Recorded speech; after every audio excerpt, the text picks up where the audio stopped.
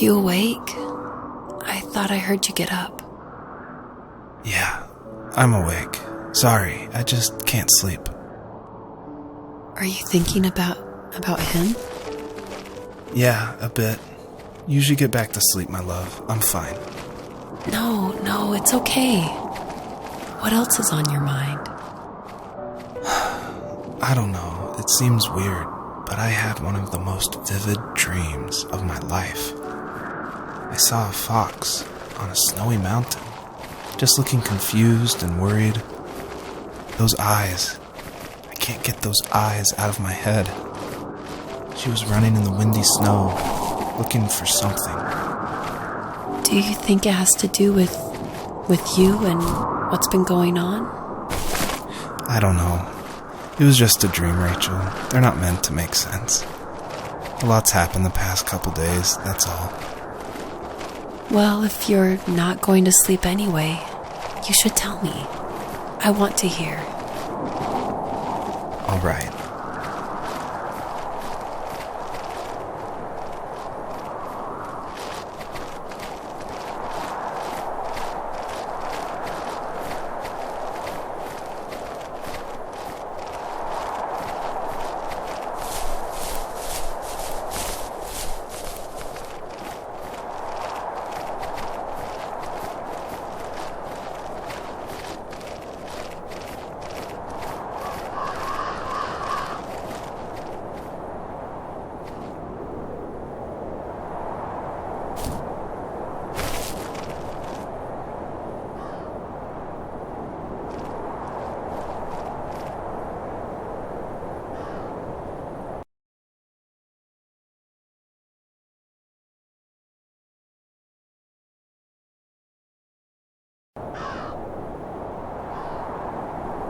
So, not far from her home, she followed that path to something unexpected.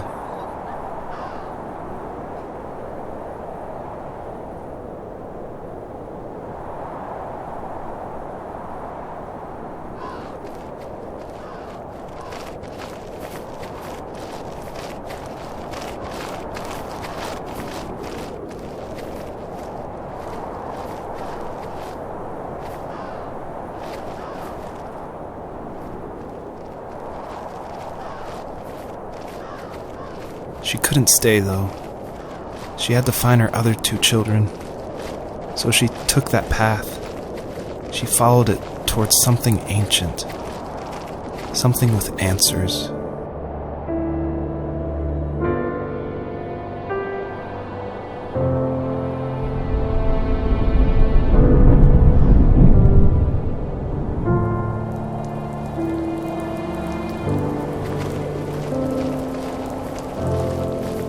The fox looked high and low, searching for any sign of her cubs.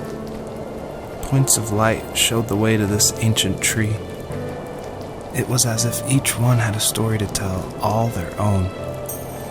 The land was trying to tell my story, too. I felt like I was right behind her the whole time.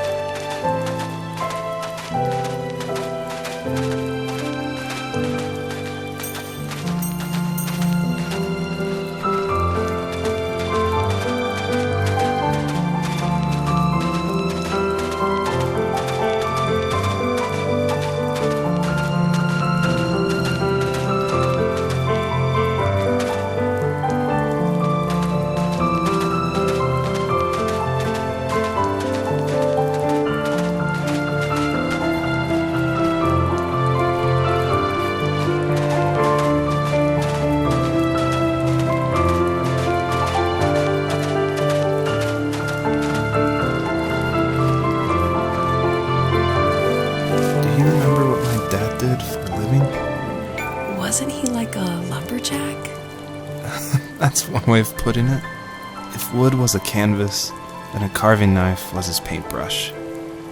Even after working a 50-hour week, even after his hands were more splinters than skin, he would bring home the nicest piece of Alaskan weeping cedar and make me toys. That wooden train was the first toy I can remember, and I loved it. I just knew from a young age I was going to be a lumberjack, like my father.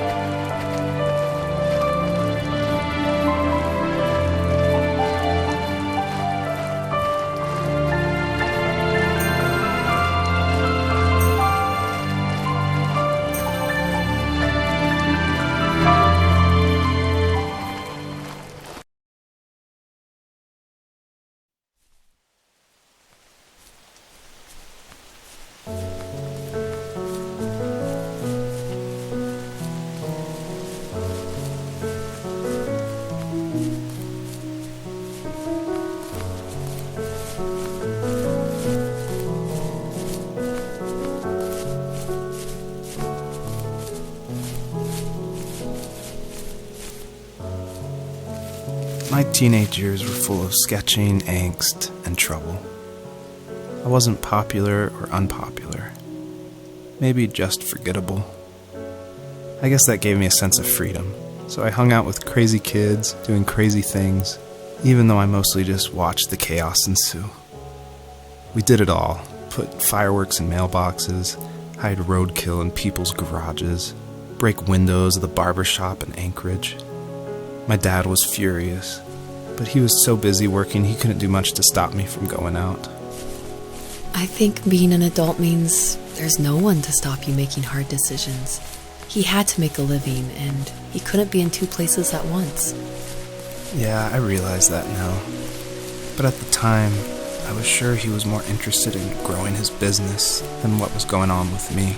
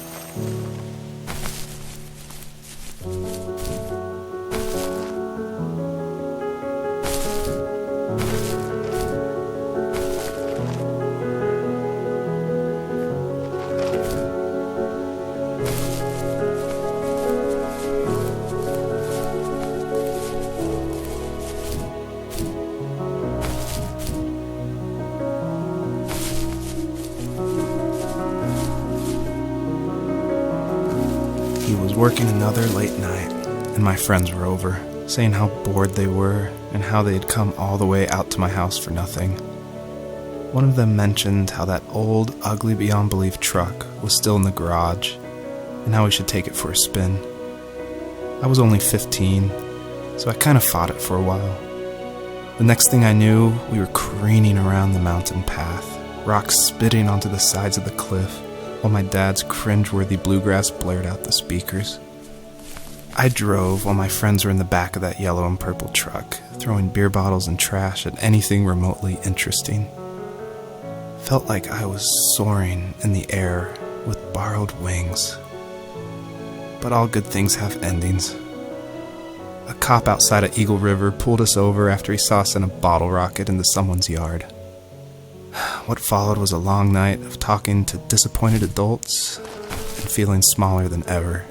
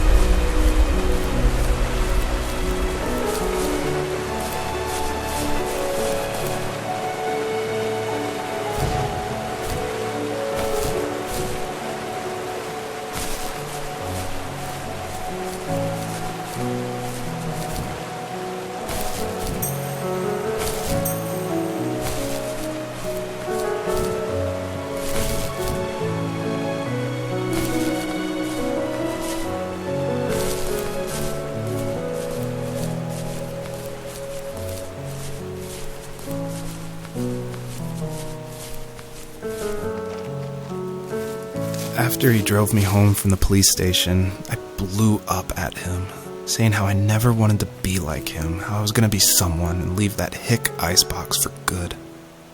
He just looked forward at the road with tired eyes. I took out that bluegrass tape from the cassette deck and chucked it out the window. In my sage teenage wisdom, I thought I had proved the ultimate point. But my dad had a different idea. He slammed the brakes, slowly bowed his head while gripping the steering wheel, and finally looked at me. All he said, like it was a polite request, was, "Make this right." I sat there in silence, fuming, but I eventually got out and combed every square inch of the woods, muttering profanity after profanity. I found it 30 minutes later, near a small waterfall off the road. I went back to the truck, put the wet tape back in, and sure enough, it worked. We didn't speak another word to each other the rest of the night. Wow, I knew you were a crazy teenager, but... It's hard to believe, isn't it? It surprises me too. It's like I didn't really know who that kid was back then. I bet my dad thought the same thing over and over. It's almost like he was saying, "Make this right," to himself, more than to me.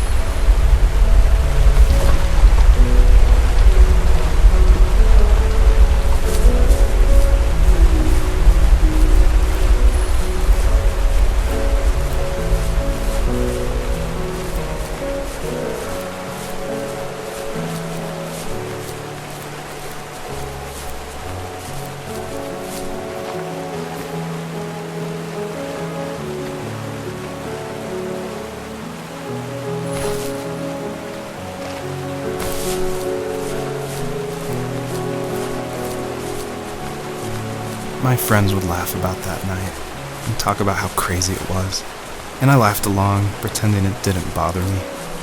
But it did. I imagined my friends growing old in the bush, unable to find that thrill in those godforsaken ice fields. It's like those mountains were a literal wall, keeping me from leaving, where all I would have to look forward to are lumber yards and evening beers. I had to climb over. That was my only goal for a long time.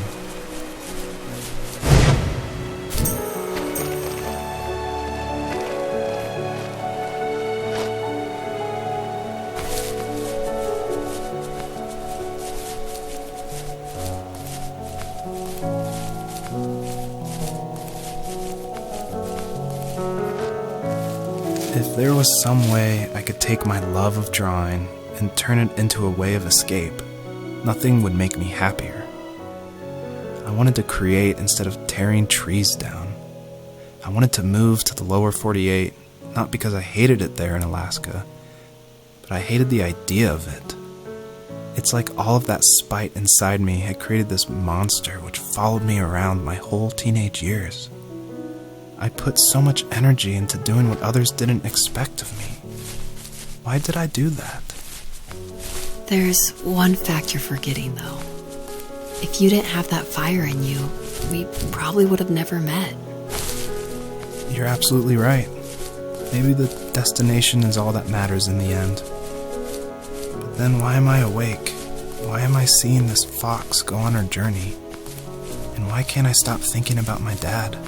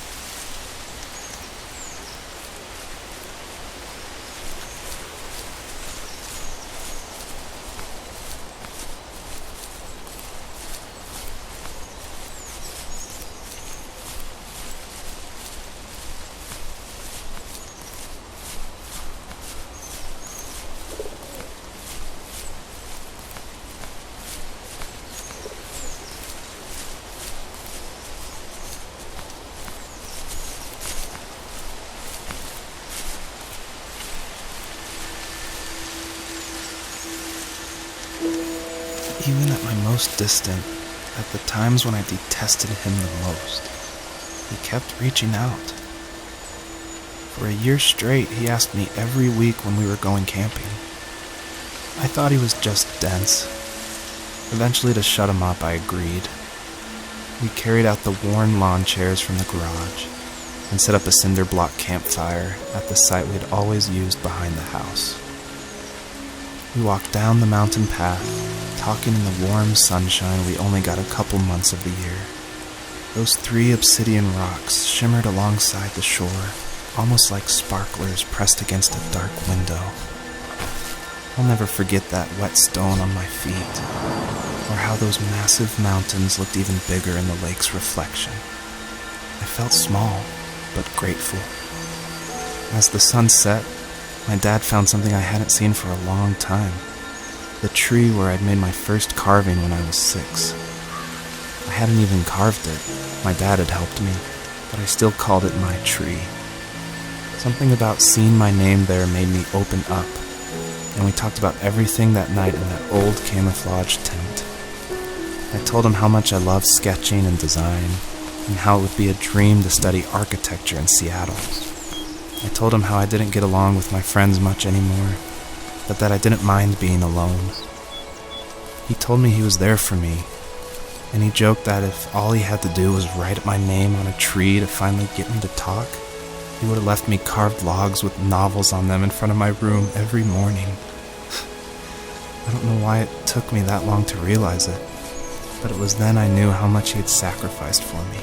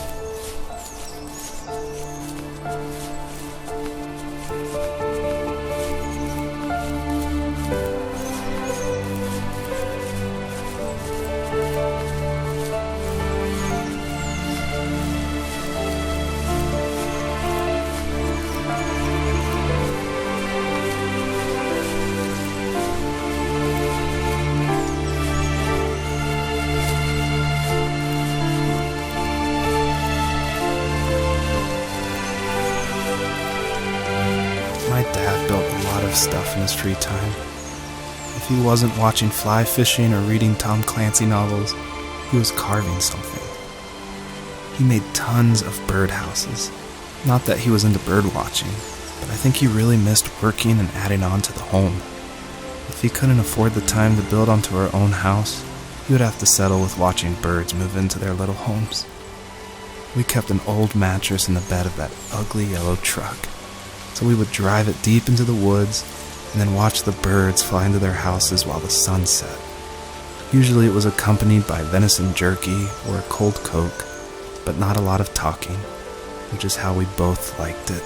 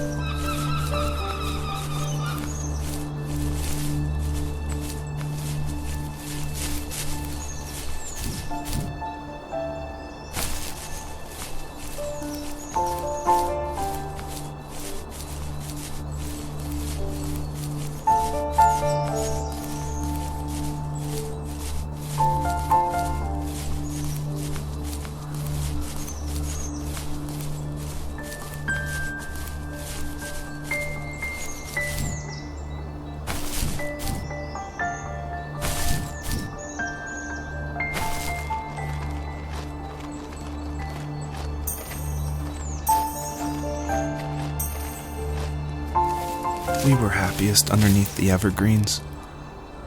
We decided it was time to finally map out the hundreds of acres we lived on just to pass the time during the summer. He was only free in the evenings, so I would spend the day wasting time on dial-up internet and sketching, and then we would rush into the woods, pen and map in hand, before evening fell. Sometimes the aurora borealis would cast a cold green glow on the mountainside, and we would finish our route underneath a twilight sky. Sometimes I was lonely during those summer days, but there was comfort in the routine.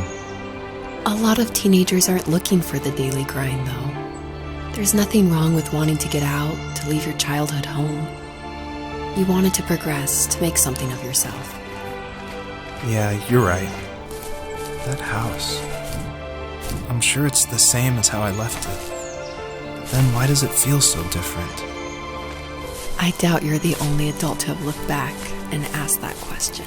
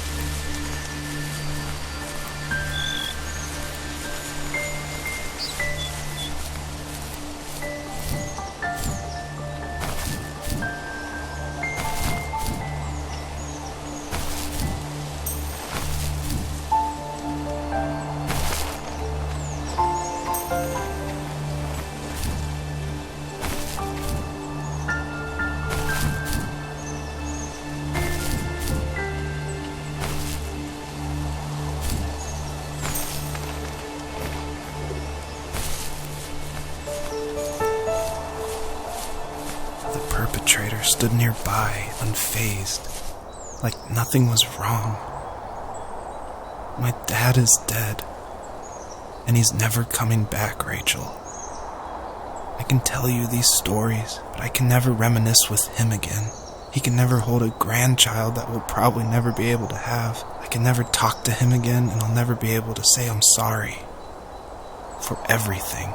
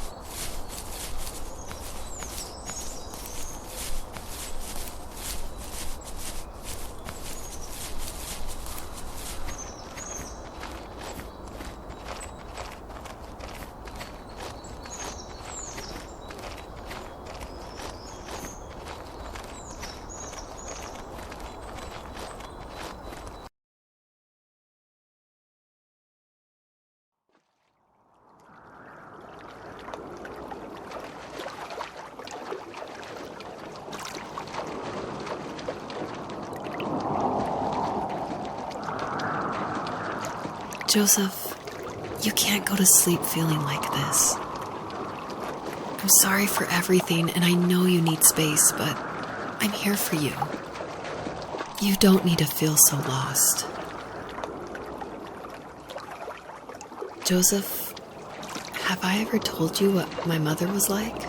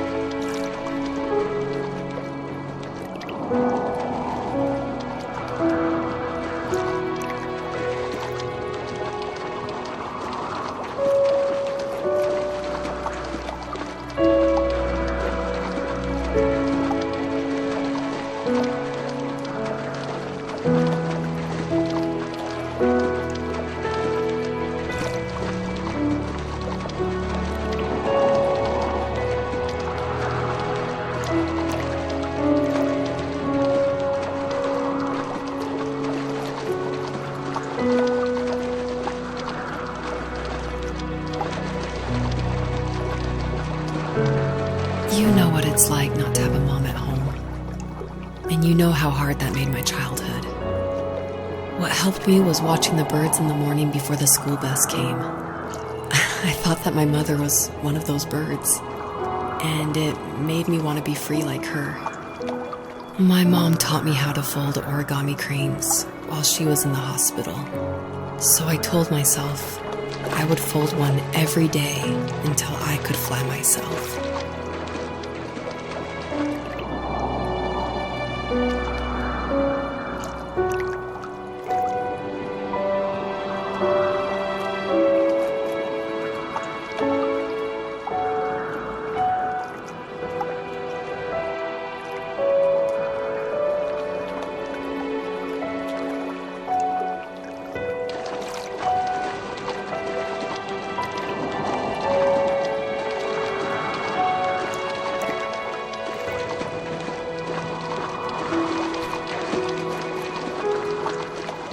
I think we both have always loved animals, and for me that love started with a dog. Sometimes this Rottweiler would come up to our property line and wait at the fence for me, but only once in a while. I was sure to check every day immediately after school, and it usually ended in disappointment. I would even steal money from my passed-out dad just so I could buy these off-brand dog biscuits. Even when she did stop by, she never went beyond the fence. Why was she so scared?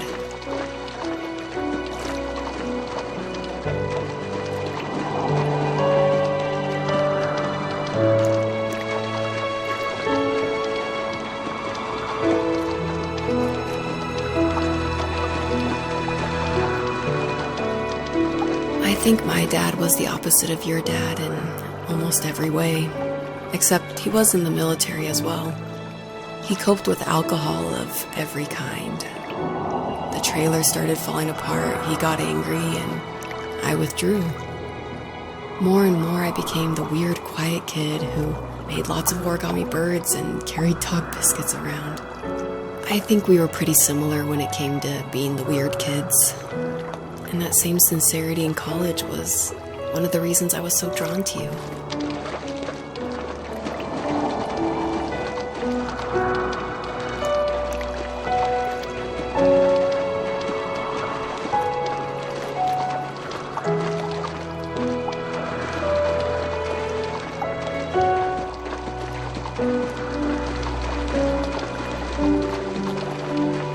Life got worse and worse, and at one point, I really didn't think I could survive another day with my soul still intact. I had no real friends, let alone neighbors, since we lived in the middle of nowhere. I should have talked to my teacher, but I was scared what he would do if he found out. As I waited for the school bus one morning, I walked around until I found something in an abandoned shed. Something I can't put into words.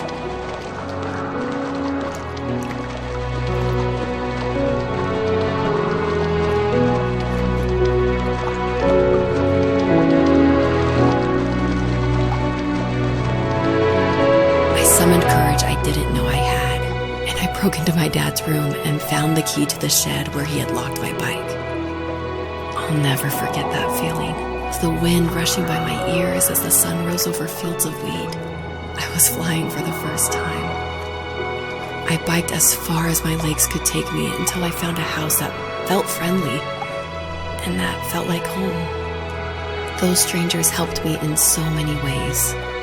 And if it wasn't for them, I wouldn't have found my foster family. And if it wasn't for my parents, I wouldn't have met you.